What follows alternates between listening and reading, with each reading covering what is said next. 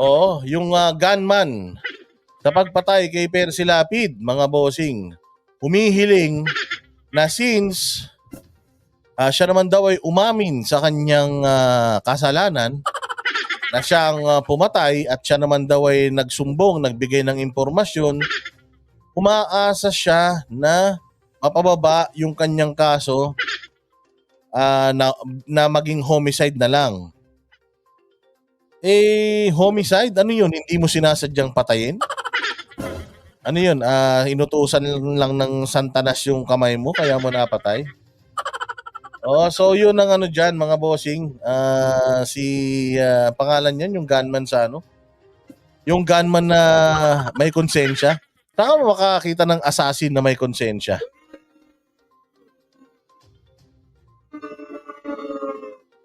Oh, ayan. So itong mamang ito, tinan mo nag-plead na siya ng guilty.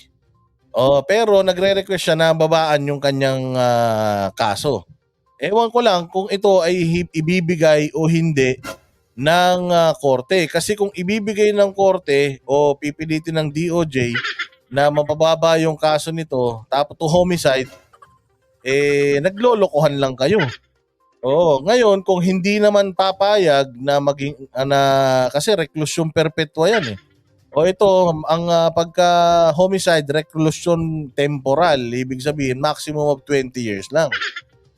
So ngayon mga bossing, pag hindi binigay ito dito sa loko-lokong assassin na ito, assassin na nagpabayad sa BDO, sa bank account, saan ka naman makakita ng ganyan? Oo, pero at hindi niya kilala si hindi niya kilala si Katapang at hindi niya alam. Ang kilala lang niya yung namatay na inmate at bago daw namatay yung inmate, sinabi daw sa kanya na si Bantag daw ang nagpautos talaga. So puro chismis talaga yung kanilang ebidensya kay Bantag. Kaya ito, pakinggan natin itong plea ng mokong na ito. Naghain ng plea bargain ang umaming gunman sa pagpatay kay Percy Lapid na si Joel Escorial para mapababa ang kanyang kaso. Ayon sa kapatid ni Lapid na si Roy Mabasa na kinumpirma rin ng panel of prosecutors ng Department of Justice, umapela sa Las Piñas Court si Escorial para mapababa sa homicide ang kinakaharap niyang kasong murder. Mapababa sa homicide? Di ko mag-gets. Murder kasi talaga yun eh. Ilang araw mong pinagplanuhan. Sabi mo ilang araw mong pinagplanuhan, binalik-balikan mo. Tapos, nasa loob ng sasakyan, pinuntahan mo siya, tapos binaril mo. Ano mo sasabihin homicide? Ngayon, tatanga-tanga naman ang korte natin kung sakaling magpapabola sila dito.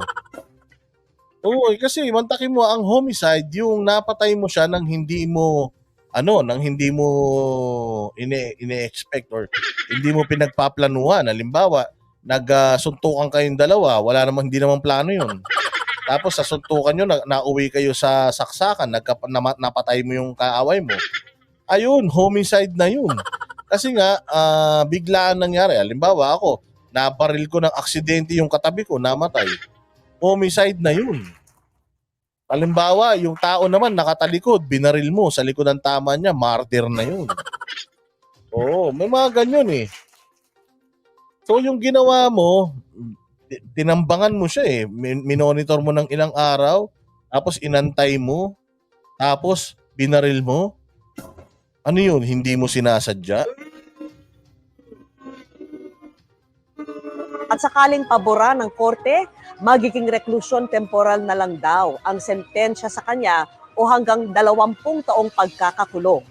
Oktubre nitong nakarang taon nang sumuko sa mga otoridad si Escorial dahil umano sa takot sa kanyang seguridad.